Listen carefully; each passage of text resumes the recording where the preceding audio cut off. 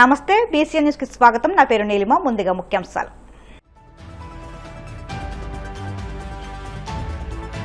Gollaprolu housing colony నూతన బ్రిడ్జిని సందర్శించిన పవన్ కళ్యాణ్. ఉప ముఖ్యమంత్రికి థ్యాంక్స్ చెప్తూ ప్లకార్డు ప్రదర్శించిన కాలనీ వాసులు.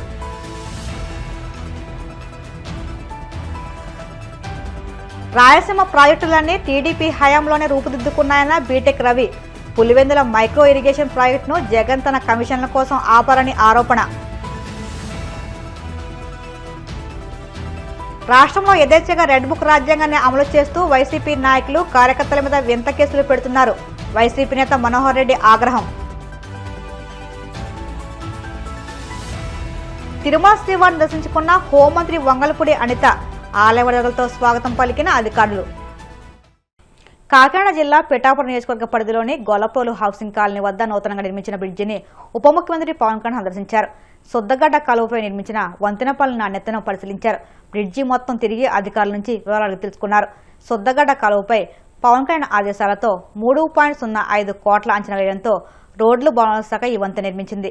2004 సెప్టెంబర్లో పవన్ కళ్యాణ్ పిఠాపురం పర్యటనలో భాగంగా హౌసింగ్ కాలనీ సందర్శనకు వచ్చిన సందర్భంలో వరద ముంపులో ఉంది.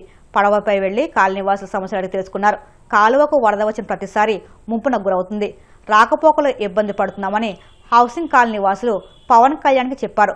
వరదలు వచ్చిన ప్రతిసారి జనజీవనం స్తంభించిపోతుందని వాపోయారు. ఈ సందర్భంలో కాలువపై బ్రిడ్జి నిర్మాణానికి ఉప ముఖ్యమంత్రి హామీ ఇచ్చారు. ఈ మేరకు కార్యాచరణ రూపొందించి హామీ నెరవేర్చారు. సంక్రాంతి మహోత్సవ వేదికపై లాంఛనంగా బ్రిడ్జిని ప్రారంభించిన డిప్యూటీ సీఎం పవన్ కళ్యాణ్ శనివారం పరిశీలనకు వచ్చారు. ఈ సందర్భంగా ముంపు కష్టాలు తొలగించిన పవన్ కు కాలనీ వాసులు, స్కూల్ పిల్లలు thank you deputy CM sir అంటూ ప్లకార్డులతో స్వాగతం పలికారు.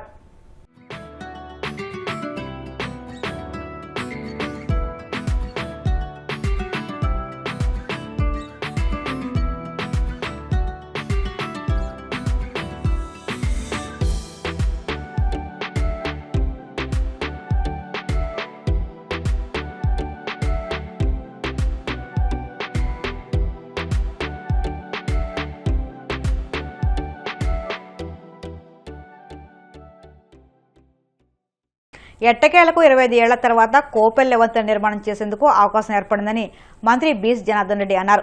పశ్చిమ గోదావరి జిల్లా కాళ్ల మండలం కోపెల్లె గ్రామంలో బొండడ డ్రైన్పై 4 లేన్ 12 కోట్ల నిధులతో వంతెన నిర్మాణానికి మంత్రి శంకుస్థాపన చేశారు. ఈ కార్యక్రమంలో deputy speaker Undi MLA Kanumuru Raghuramakrishnaraju, రాష్ట్ర public accounts committee chairman Bhimavaram MLA Pulaparthi Ramanjaneyulu, AP IAC chairman, TDP జిల్లా అధ్యక్షులు మంతెన రామరాజు, జనసేన పార్టీ ఉండి నియోజకవర్గ ఇన్ఛార్జ్ జుత్తుగ నాగరాజు, ఎంపీపీ పెనిమెస శిరీష విశ్వనాథరాజు, మండల టీడీపీ పార్టీ అధ్యక్షులు ఆరటి వెంకటరత్న ప్రసాద్, గ్రామ పార్టీ అధ్యక్షులు దంత్రూరు శ్రీనివాసరాజు, ఉప సర్పంచ్ బూడిపరాలు, అధికారులు, పలు గ్రామాల సర్పంచులు పాల్గొన్నారు. భీమవరానికి 54.45 కోట్లు, ఉండికి 54 కోట్లు, తాడేపల్లికి 31 కోట్లు, ఆచెట్ట 13 కోట్లు, పాలకొల్లుకు 42 కోట్లు, నర్సాపురం 10.27 కోట్లు, తణుకు 26.24 కోట్లు, మొత్తం 232 కోట్ల రూపాయలు రిలీజ్ చేయడం జరిగిందని కూడా తెలియజేస్తారు.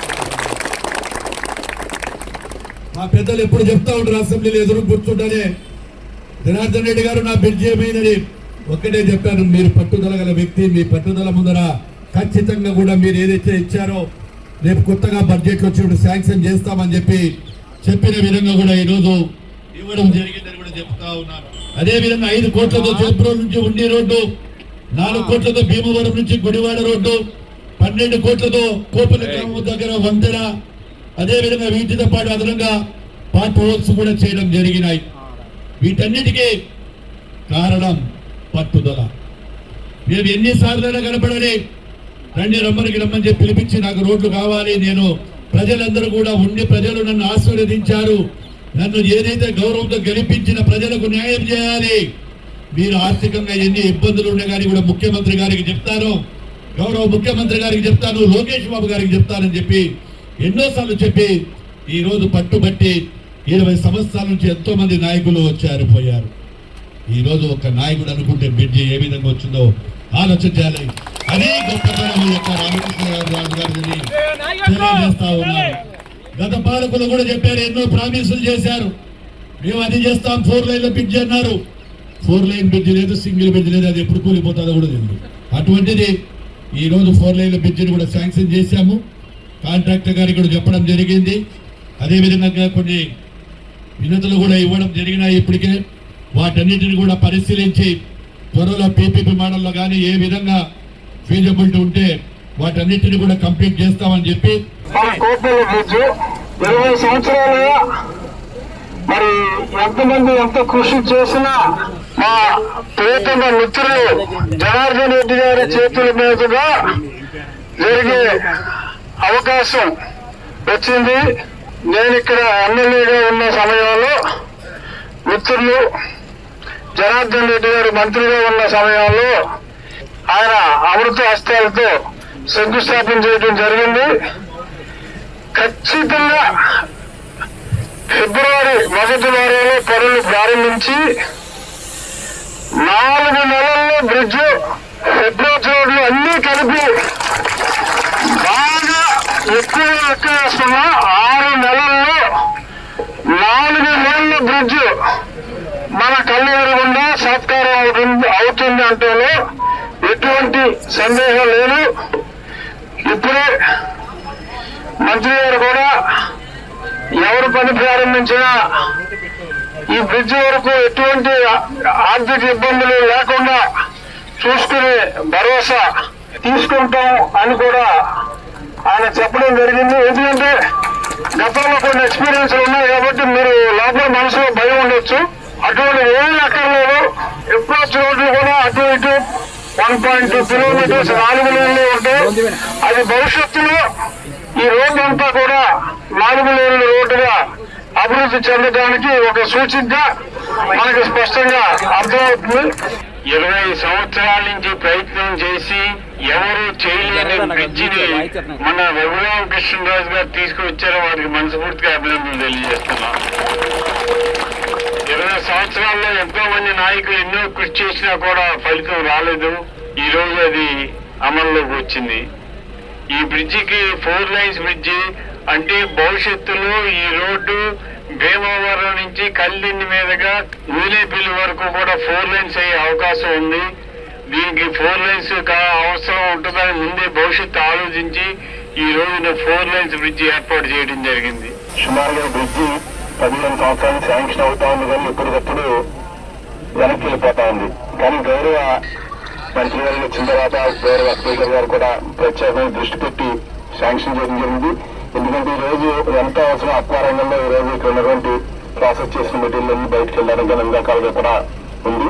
అప్డేట్ రోజుల్లో గౌరవ మంత్రి గారు కానీ ఎన్డీ కుటుంబ చంద్రబాబు నాయుడు గారు పవన్ కళ్యాణ్ గారి యొక్క ఆధ్వర్యంలో ఈ రోడ్ని మినేపల్లి వరకు కూడా మంచి రోడ్ చేసి రైతులందరికీ మంచి కనెక్టివిటీ గా, ఇదే విధంగా విజయవాడకు కూడా మంచి కనెక్టివిటీ అవుతుంది. కాబట్టి చేయాలని చెప్పి మనసాచ కోరుకుంటూ మా గురువు గారు అయినటువంటి బీసీ జనార్దన్ రెడ్డి గారు మొట్టమొదటిగా మా కాన్స్టిట్యూన్సీకి రావడం చాలా సంతోషం. గౌరవ శాసనసభ్యుల గారి ద్వారా రావడం మరొక సంతోషం. ప్రత్యేకంగా ధన్యవాదాలు. మాజీ ముఖ్యమంత్రి జగన్ రాయలసీమ బిడ్డ కాదని ఆ ప్రాంత అభివృద్ధిని అడ్డుకుంటున్న క్యాన్సర్ గడ్డ అని మాజీ ఎమ్మెల్సీ టీడీపీ నేత బీటెక్ రవి తీవ్రస్థాయిలో దుమ్మెత్తారు. రాయలసీమ ఎత్తిపోతల పథకాన్ని తామే ఒత్తిడి తెచ్చి ఆపమని పక్క రాష్ట్ర ముఖ్యమంత్రి చెప్పడాన్ని పట్టుకుని వైసీపీ నేతలు ఇప్పుడు గగ్గోలు పెట్టడం హాస్యాస్పదంగా ఉందని విమర్శించారు. జగన్ ప్రభుత్వ అసమర్థత, కమిషన్ల కక్కుర్తి వల్లే రాయలసీమ ప్రాజెక్టులు కుంటుపడ్డాయని ఆరోపించారు. చట్టపరమైన అనుమతులు లేకుండా కేవలం కమిషన్ల కోసం పనులు మొదలుపెట్టి గ్రీన్ ట్రిబ్యునల్ ద్వారా రాష్ట్ర ఖజానాకు 2.60 కోట్ల జరిమానా పడేలా చేసింది జగన్ ప్రభుత్వమేనని ఆయన దుర్బట్టారు. ఓకేనా, అందరికీ నమస్కారం. ముఖ్యంగా ఒక వారం కిందట పక్క రాష్ట్ర ముఖ్యమంత్రి అసెంబ్లీలో మాట్లాడుతూ నేనే ఇక్కడ ఏదో రాయలసీమ ఎత్తిపోతల పథకాన్ని అప్పట్లో ముఖ్యమంత్రిగా ఉన్న ఆయన్ను నేనే ఒత్తిడి తెచ్చి తర్వాత నేనే ఇన్ఫ్లుయెన్స్ చేసి అది దాన్ని ఆపానని చెప్పడం అంటే ఇది వాస్తవంగా సత్యదూరమైన మాటలను ఆయన సర్వైవల్ కోసమో ఇంకో పక్క రాష్ట్ర ముఖ్యమంత్రి మీద, అది కూడా వేరే పార్టీకి చెందిన ముఖ్యమంత్రి మీద అలా మాట్లాడడం అనేది నేనైతే ఖండిస్తూ ఉన్నా.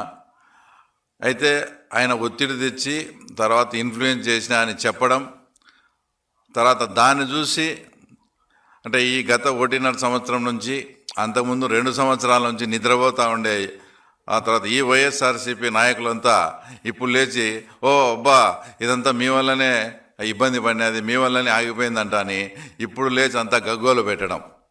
అంటే ఇది ఎట్లా ఉందంటే, అంటే అంతకుముందు ఒక సామెత ఉన్నది చూడు, ఎద్దు ఈనిందంటే ఘాటికి గట్టే అన్నట్టు. అంటే దాంట్లో నిజానిజాలు కానీ వాస్తవాలు కూడా తెలుసుకోకుండా అసలు అప్పుడు ఆయన మాట్లాడిన వ్యక్తి ముఖ్యమంత్రిగా లేడు. ఎవరైతే నేను ఒత్తిడి తెచ్చినా అని ఆయన మా చంద్రబాబు నాయుడు గారు ముఖ్యమంత్రిగా లేరు. ఇదంతా 2000 ఆ తర్వాత దాని మధ్యలో జరిగింది. అంటే 1924 మధ్యలో జరిగింది ఇదంతా. అప్పటికి ఆయన ముఖ్యమంత్రి కాదు, ఈయన ముఖ్యమంత్రి కాదు. సాక్షాత్తు తెలంగాణ జలవనరుల శాఖ మంత్రి అయినటువంటి హరీష్ రావు గారు అసెంబ్లీలో మేము సుప్రీంకోర్టులో పిటిషన్ వేసినందువల్లనే ఈ రాయలసీమ ఎత్తిపోతల పథకం ఆగిపోయిందని ఆయన అసెంబ్లీ సాక్షిగా కూడా చెప్పినాడు. అంటే ఇన్ని వాస్తవాలు కళ్ళ ఎదుట కనపస్తానే కూడా ఒక లేని దాన్ని పట్టుకొని మా వల్లనే దుష్ప్రచారం చేయడం, ఇదంతా అసలు ఇది ఎట్లుందంటే ఆయన ఏదో మాట్లాడడం, ఇప్పుడే వీళ్ళు ఇన్ని రోజుల నుంచి నిద్రపోతా ఉన్న ఈ నాయకులు ఇప్పుడు అంత గగ్గోలు పెడతా ఉండడం. తర్వాత దీనికి నేను సూటిగా ఒకటే ప్రశ్న అడుగుతాను. ఏదైతే మీరు మమ్మల్ని ఒత్తిడి చేసినారు, మమ్మల్ని ఇన్ఫ్లుయెన్స్ చేసినారని చెప్పుకుంటారు మీరు, దాన్ని చూసి ఇక్కడ గగ్గోలు పెట్టే వీళ్లకు ఇప్పుడు దానికన్నా కూడా ఇప్పుడు ఏదైతే మేము డిజైన్ చేసే పోలవరం, మల్లన్న సాగర్ 55,000 కోట్లతో డిపిఆర్ కూడా వచ్చి రెడీ చేసి దానికి కూడా టెండర్లు పిలవడం జరిగింది. ఇదే దాని మీద ఇప్పుడుండే ఆ ముఖ్యమంత్రి గారి ప్రభుత్వమే తర్వాత సుప్రీంకోర్టుకి వెళ్ళింది. ఇది అన్యాయము, మాకు చాలా అన్యాయం జరుగుతుందని. మేము రాష్ట్రానికి దిగువ ప్రాంతంలో ఉన్నాం, అవి ఖచ్చితంగా మిగులు జలాలను వాడుకునే రైటు హక్కు ఉంటుంది కాబట్టి అది మనము న్యాయస్థానంలో కొట్లాడతాం, ఫైట్ చేస్తాం. దానికి తప్పకుండా విత్ పర్మిషన్ తెచ్చుకొని ఆ ప్రాజెక్టు పూర్తి చేసే బాధ్యత తెలుగుదేశం పార్టీ తీసుకుంటుంది. ఇక్కడ మీరు చిన్న లాజిక్ మీరు గమనించాల్సింది ఏంటంటే, నిజంగా పక్క రాష్ట్ర ముఖ్యమంత్రి గారికి మా ముఖ్యమంత్రి మీద ఒత్తిడి తెచ్చి ఇన్ఫ్లుయెన్స్ చేసి నిర్ణయాన్ని మార్చగల కెపాసిటీ కన్నా నీకు నిజంగా ఉంటే నువ్వు సుప్రీంకోర్టుకి ఎందుకు వెళ్ళావు? ఇప్పుడు అదే ఒత్తిడి, అదే ఇన్ఫ్లుయెన్స్ ఇప్పుడు చేసి పోలవరం, మల్లన్న సాగర్ ఆపచ్చు కదా నువ్వు. రాష్ట్రంలో యథేచ్ఛగా రెడ్ బుక్ రాజ్యాంగాన్ని అమలు చేస్తూ వైసీపీ నాయకులు, కార్యకర్తల మీద దేశ చరిత్రలో ఎప్పుడూ చూడని విధంగా వింత కేసులు పెడుతున్నారని పార్టీ లీగల్ సెల్ రాష్ట్ర అధ్యక్షుడు ఎం మనోహర్ రెడ్డి ఆగ్రహం వ్యక్తం చేశారు. పార్టీ అధ్యక్షులు వైఎస్ జగన్ జన్మదిన వేడుక సందర్భంగా కోడి కోసుకుని నాన్ వెజ్తో విందు చేసుకున్నారన్న కారణంతో తిరుపతిలో కొంతమంది కార్యకర్తలపై నాన్ బెయిలబుల్ కేసులు పెట్టి వేధిస్తున్నారని, వారేదో దేశద్రోహం చేసినట్టు చేతులకు బేడీలు, మొహానికి ముసుగు వేసి రోడ్డుపై నడిపించుకుని తీసుకువెళ్లారని ఆయన తీవ్ర అభ్యంతరం వ్యక్తం చేశారు. ఈ విషయం తెలిసిన న్యాయమూర్తి గారు కూడా ఆశ్చర్యపోయి దిగ్భ్రాంతి వ్యక్తం చేశారని తెలియజేశారు. రెడ్ బుక్ రాజ్యాంగంలో ఎన్నెన్ని వింత వింత కేసులు పెడతారో, అసలు అలాంటి విచిత్రమైన కేసులు పెడతారని చెప్పి ఈ రాష్ట్ర ప్రజలు ఎవరు బహుశా ఊహించి ఉండరు. డిసెంబర్ 21 జగన్మోహన్ రెడ్డి గారి బర్త్డే సందర్భంగా తిరుపతికి సమీపంలో కోడిని కోశారని ఒక కేసు పెట్టారు. ఏదో వాళ్ళు పెద్ద దేశద్రోహం చేసినట్టు ముసుగులు వేసి అరెస్టు చేసి వాళ్ళని హింసించి వాళ్లతో నేరం చేసినాము, కోడి కోసిండేది నేరమే అని ఒప్పించుకొని ఒక రికార్డు చేసి స్టేట్మెంట్ ముసుగులేసి నాన్ బెయిలబుల్ సెక్షన్స్ కింద రిమాండ్ పంపిస్తే కోర్టు కూడా తీవ్ర దిగ్భ్రాంతికి గురైన సందర్భం.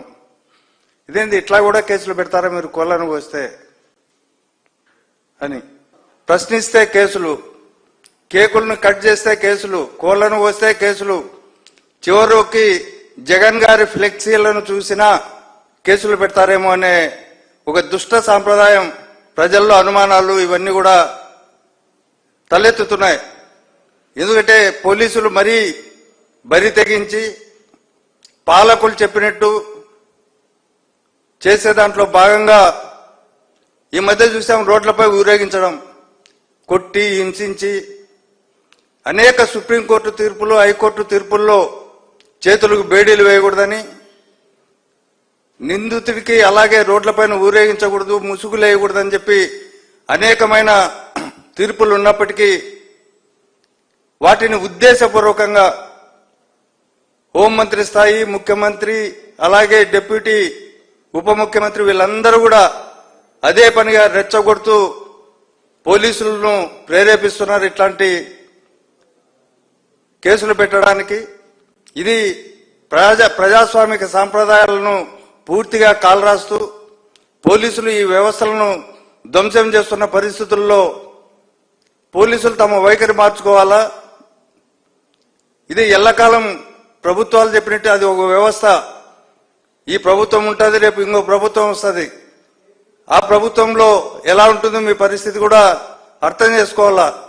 కాబట్టి చట్ట ప్రకారం పోలీస్ డిపార్ట్మెంట్ వ్యవహరిస్తే ఇప్పటికైనా ప్రజల్లోకి వస్తా 36వ స్థానానికి దిగజారిపోయిండేది క్రమంగా అయినా కానీ పై స్థానానికి పెంచుకునేదానికి, ఈ రాష్ట్రంలో శాంతి భద్రతలను పరిరక్షించేదానికి ఉపయోగించుకోవాలి. కానీ ఇలా రోడ్లపై ఊరేగించడం, కోళ్లను కోస్తే కేసులు పెట్టడం, కేకులను కట్ చేస్తే కేసులు పెట్టడం, ఇలాంటి దుష్ట సాంప్రదాయానికి పోలీస్ వ్యవస్థ పాల్పడితే భవిష్యత్తులో ప్రజానీకం కానీ ప్రజాస్వామ్యవాదులు కానీ క్షమించారని చెప్పి ఇప్పుడు కాసేపు ప్రకటనలు.